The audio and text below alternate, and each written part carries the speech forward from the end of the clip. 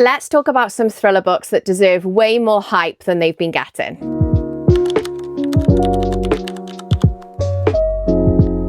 Hi everyone, welcome back to my channel. If you're new here, my name's Carly, and today we're going to be talking about some criminally underhyped thriller books. I feel like we're all guilty of recommending the more popular thriller books. I mean, they're popular for a reason. But I love nothing more than stumbling across hidden gems and books that nobody seems to be talking about. I absolutely loved all of the books I'm going to be talking about in this video. I don't see many, if any, people talking about them.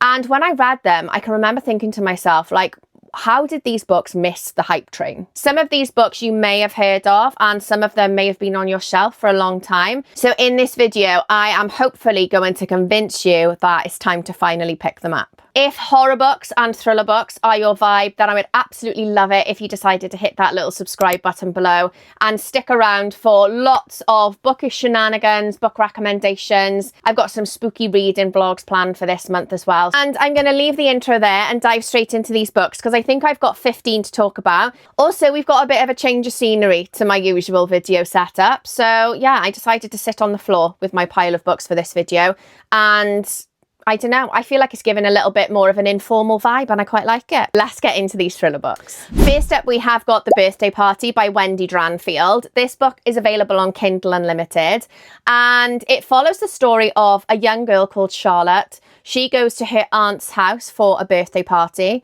and she vanishes from her aunt's garden without a trace. Charlotte's mother, Kathy, is beside herself with worry, and she is literally suspicious of everybody around her. Her husband, the babysitter, even her own eldest daughter, Charlotte's sister. I read this book on holiday a few years ago and I absolutely devoured it. Like, I was glued to my book. I couldn't put it down. It is full of family secrets and lies and betrayal and all the lovely things that I love in my psychological thriller books. It says at the bottom of the blurb, a totally gripping and utterly addictive page turner that will have you racing through and reeling at the twists. Perfect for fans of Lisa Jewell, Gone Girl and Teresa Driscoll. It will keep you up reading all night long. But honestly, this book is so underrated. I don't think I have ever seen anybody else talking about it. And as it says in the blurb, it has got an absolutely cracking twist that I still think about to this day. You know, when you're just going about your life as normal and then all of a sudden you'll remember a plot twist from a thriller book. This twist in this book always pops into my head randomly. Next up, we have got another one that I read years ago, The Nurse by J.A. Corrigan. It follows the story of Rose, who is a hardworking nurse and a loving wife, but she's also a cold-blooded killer. Journalist Theo is convinced that there's more to Rose's story than she's letting on, and he goes to visit her in prison and starts interviewing her. He isn't convinced that Rose actually did what she's been convicted of, and the more he interviews her and the more he visits her, the more he starts uncovering her terrible past. And the ultimate question throughout the whole book is, did she do it or did she not? And to be honest, I absolutely love a thriller book that is as simple as that. She either did it or she didn't. And the whole book is basically unpicking Rose's story, Rose's past, and yeah, that's all I'm going to say about the plot. This is another one that I absolutely raced through. I love me a psychological thriller. It is another one that's full of suspense and lots of twists and turns throughout. And to be honest, I'm absolutely amazed that this book isn't more talked about. Next up, we have got The Last Thing She Told Me by Linda Green, and this book actually gave me Lisa Jewell vibes. I know that the blurb of the first book said perfect for fans of Lisa Jewell, but while I was reading this book, it definitely read like a Lisa Jewell book in kind of like structure and style. It is about a woman called Nicola, and just before her nan dies, she whispers into Nicola's ear, saying that there are babies buried in the garden. Thinking her nan is delirious, she takes this with a pinch of salt until one day Nicola's daughter is playing in the garden and she finds a bone. And from that, Nicola realises that something very sinister has happened in the past, and she starts unearthing, no pun intended, some very disturbing family secrets. This is another one that I absolutely could not put down. It's another one I read while I was on holiday. And I love a book where there's an unsolved mystery And the person that's kind of like started the mystery, in this case Nicola's nan, I love it when that character that's kind of like started it all is no longer around and our main character has got to figure it all out for herself. The pacing was spot on in this book. Like I said, I absolutely loved the writing style, and this is another one that is criminally underrated in my humble opinion. Speaking of Lisa Jewell, we have got I Found You by Lisa Jewell. Now, I know that Lisa Jewell is definitely not an underrated author, but in my opinion, this is her most underrated book. I loved her most popular books, None of This Is True and Then She Was Gone, and these two books still seem to be doing the rounds. They are so hyped up for good reason. And this one seems to have slipped under the radar. This is another one that I read years ago. And yeah, I honestly don't know why more people aren't talking about this one by Lisa Jewell. So the top bit of the blurb says, 2 women, 20 years of secrets, and a man who doesn't remember anything, or does he? So we have got a storyline with Lily. She has been married for 3 weeks, but her new husband has gone missing. And then we've got another storyline with Alice, who finds a man stranded on the beach outside of her house. He's lost his memory. He doesn't know where he is, how he got there, or who he is. And the book is pretty much how these two stories intertwine and how they're connected to each other, and unpicking what happened with this man. There's a bit of a danger element as well, because Alice, even though he's a stranger, she lets him into her house. I mean, you wouldn't catch me letting a stranger into my house. But yeah, she lets him in the house and tries to uncover the mystery herself. And the whole time I was thinking, oh my God, like he could literally be a mass murderer, you know? And this is another one that I just physically couldn't put down while I was reading it. I was so invested in this man's story and finding out what actually happened to him. And in my opinion, this is Lisa Jewell's most underrated book, and I urge you to pick it up. Next up, we have got another one of my faves that I literally don't see anybody talking about, The Marriage by K.L. Slater, and this is another one that's available on Kindle Unlimited. In my humble opinion, I actually think K.L. Slater as an author is extremely underrated. I have read quite a few of her books, and they have all been solid 4-star reads. Like, they're all kind of like domestic thrillers. They're all very well written. They all, like a lot of her chapters end on cliffhangers. So you immediately want to go into the next chapter, and then before you know it, you've literally devoured half of the book. There's actually quite a few K.L. Slater books that I would recommend. And if you haven't tried any by this author, then let me know, and I can give you a little list in the comments. But I had to narrow it down and just pick one for this video. And the reason I've chosen this one is because it is absolutely bonkers. It is about a woman who marries the man that killed her son 10 years ago. Yes, I know. I thought exactly the same thing while I was reading it. And to be honest, that's all I'm going to say about the plot, because I recommend you go into this book as blind as possible, because it is actually, like, it blew my mind while I was reading it. It is so crazy. It is just classic K.L. Slater. It is very easy to read. It is very addictive. The pacing is spot on. And yeah, if you do want to give this author a go, then maybe start with this one. Next up, we have got Dead of Night by Lisa Gray. This is another one that's available on Kindle Unlimited.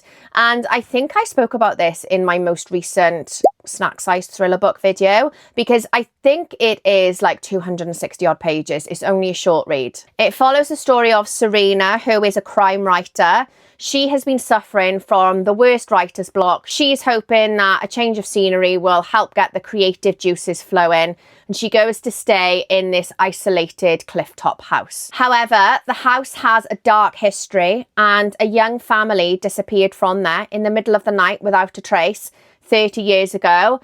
And basically Serena starts looking into the history of the house, looking into what happened to this family. But someone is desperate to stop Serena finding out what really happened that night. I really enjoyed this. I'm looking forward to reading more by Lisa Gray, to be honest, because I really liked her writing style. This was another one that was really fast paced. I couldn't put it down.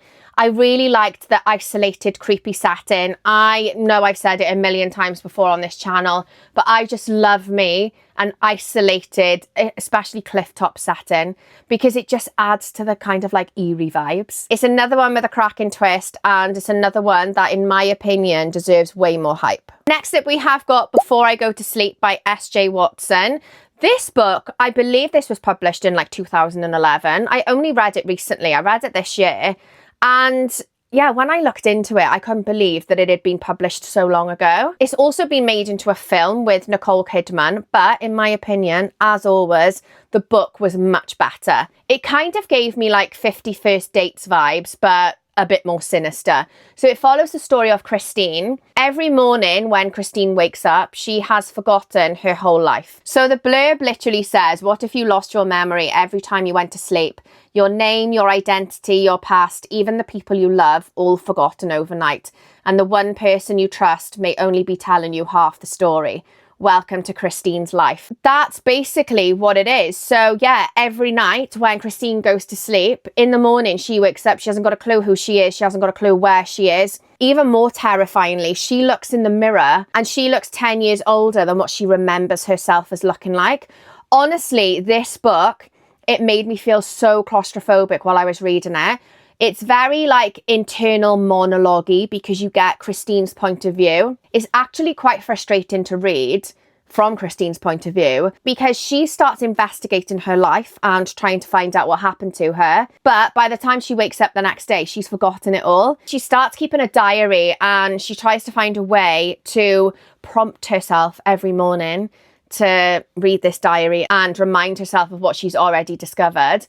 But yeah, this book, honestly, my heart was in my mouth while I was reading it. Like I was sweating, I had sweaty palms. It's another one with an absolutely cracking twist. And to be honest, I cannot believe I had never heard of it before I read it, considering it was published so long ago. Next up, we have got Playing Nice by J.P. Delaney. And I know that this is a video about criminally underrated books, but in my opinion, this book, oh my God, this is one book in this video that deserves way more hype than it gets. Imagine somebody knocks on your door and tells you that your 2-year-old son isn't actually biologically yours and he was switched at birth with their 2-year-old son who is biologically yours and your son is actually their son. Like, what would you do? Because this is the exact situation that Pete finds himself in. And as a mother myself, this book gave me the most horrendous anxiety. Like, can you imagine somebody knocking on your door and telling you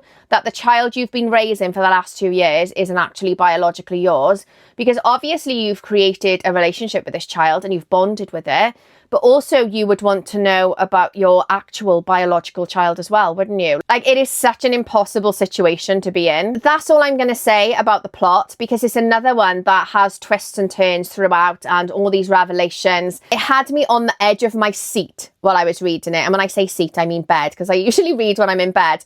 But I usually read to relax in the evenings. There was no relaxing going on when I read this book. I was perched, I was sat up, my jaw was clenched, my fists were clenched. Like, it was so stressful to read, but I bloody loved it. Next up, we have got The Puppet Show by M.W. Craven. And I have spoken about this book a few times on my channel previously. It is book 1 in the Washington Post series, which are serial killer thrillers. And yeah, I don't know why more people aren't talking about this series. And I say that, I'm guilty of it myself because I have literally read book 1 and I really loved it. And I'm still yet to carry on with the series. And I don't even know why. There's absolutely no excuse because I've got book 2 on my shelf. So the top of the blurb says, a serial killer is burning people alive in the Lake District's prehistoric stone circles.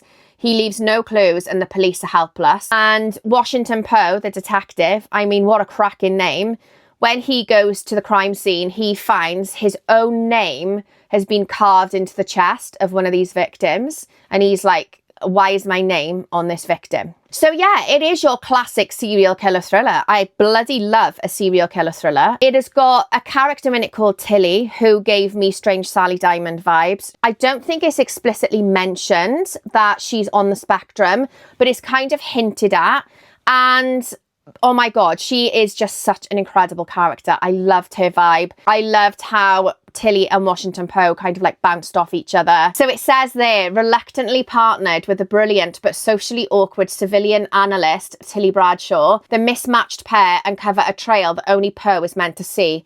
The elusive killer has a plan, and for some reason, Poe is part of it. Oh my God, I love that. It's got to be said in like a dramatic film trailer voice, though, I feel, for maximum impact. But yeah, this is another one that I absolutely flew through. It's another one with cracking twists and turns. And this is me holding myself accountable. I am definitely going to read book 2 in this series before the year is out. Next up, we have got The Phantom Child by AJ Wills, and this is another one that's available on Kindle Unlimited, and another one that as a mother gave me the worst anxiety while I was reading it. So the tagline says, is her child really missing, or did he never exist at all? And it follows the story of Karina. Her and her husband have been going through a bit of a trying time, and along with their son Jacob, they go abroad for a holiday. First day there, they're all having a lovely time, and the next morning, Karina wakes up feeling a little bit confused because usually Jacob is an early riser and he hasn't been in to see her. So she goes into his room to see where he is, and he's not there. And there's literally no evidence he's been in this room. Jacob is 4 years old, so Karina starts panicking because she's thinking, like, where has he gone? She goes to see her husband and says, where's Jacob? I can't find him anywhere. And her husband turns around and says to her, who's Jacob? Like, oh my God, can you even imagine? It literally says at the bottom of the blurb, so after she's done that and she's been to see her husband and says, like, where's Jacob? He says he has no idea what she's talking about. They don't have any children and he's never heard of a boy called Jacob. I have literally got goosebumps just thinking about it, because one of my worst fears, actually, I'm going to put it out into the universe, is nobody believing me when I know something is right. Like, I just can't even imagine the frustration. There is absolutely no evidence that she has ever had a son. I mean, I'm not going to say too much more about the plot because I don't want to spoil anything. But the whole book is basically, did she have a son and has he gone missing? Or is Karina unraveling and losing her mind? Because she is a very unreliable narrator as well. So yeah, this book deserves its place in this video because I honestly don't know why. I don't think I've ever seen anybody talk about this book apart from me. I mean, maybe my opinions are trash and they're not actually underrated, but I'm flying the criminally underrated flag for all of these books nonetheless. Right, next up we have got a series. I'm kind of cheating with this because I'm actually going to mention 3 books, even though I've only got 2. I haven't got the 3rd book in the series yet because it's only available in hardback and I want them to match on my shelf. So this is the series by Joe Callahan. It is the Cat and Lock series. Book 1 is In the Blink of an Eye. Book 2 is Leave No Trace, and book 3 is Human Remains. And they are detective thrillers, but one of the detectives is an AI. This series as a whole, in my opinion, is massively underrated. The first book, Cat, who is the human detective, and Locke, who is the AI detective, they work on cold cases. And one of the cold cases becomes a live case. The whole book, I mean, the whole series is basically the conflict between human versus AI. So Kat trusts her human instinct and her gut, whereas Locke trusts logic and facts only. And they butt heads throughout. There's banter. I absolutely loved Cat and Locke together. Book 2 has got a serial killer that crucifies the victims, and it says there, when the body of a man is found crucified at the top of Mount Judd, DCS Cat Frank and Aid Locke. So Aid, I can't remember what it stands for, Artificial Intelligent Device, oh, I don't know. The world's first AI detective are thrust into the spotlight with their first live case. And then book 3 is kind of like back to cold cases because they find human remains, obviously. And Kat is worried that these remains link into a case where she sent a man away to prison. And she's thinking, like, did I send the wrong man away? And she's under a lot of scrutiny. But yeah, highly recommend this series as a whole. Book 4 is out next year. I messaged Jo Callahan and she said that book 4 is coming out in April next year. So I cannot wait to read that. Next up, we have got Behind Closed Doors by B.A. Paris. I feel like you probably would have heard of this book. I feel like B.A. Paris is more well known as an author. I've actually seen mixed reviews on this book, but me personally, I really enjoyed it. It is the perfect psychological thriller. Like, it's one of those psychological thrillers that puts the psychological in psychological thriller, if you get what I mean. So the top of the blurb there says, Jack, handsome, dedicated lawyer, loving husband, and Grace, elegant, consummate housewife, prisoner. On the outside, Jack and Grace have the perfect marriage. They host these dinner parties. Their friends are envious of them. But this book is the classic, you never know what goes on behind closed doors. The tagline says, sometimes the perfect marriage is the perfect lie. Honestly, this book is so good. There are bars on one of the bedroom windows. It is your typical all is not as it seems. It's actually quite dark as well. What I will say is please check trigger warnings before you go into it, because there is some animal cruelty in this. It's another one that gave me anxiety of the worst kind while I was reading it, and it made me feel so claustrophobic. It is full of suspense and danger. It is so shocking to read. And to be honest, I don't know why I haven't read more by B.A. Paris, because I bloody love this book. I've got quite a few B.A. Paris books, either on my shelf or on my Kindle. And I don't know why I haven't picked more of her books up, because this, I love the way it was written. Next up, we have got The Echo Man by Sam Holland. This is another one that is part of a series. This is book 1. I believe there are 4 books in the series now. I've got the first 3. I've only actually read this one in the series.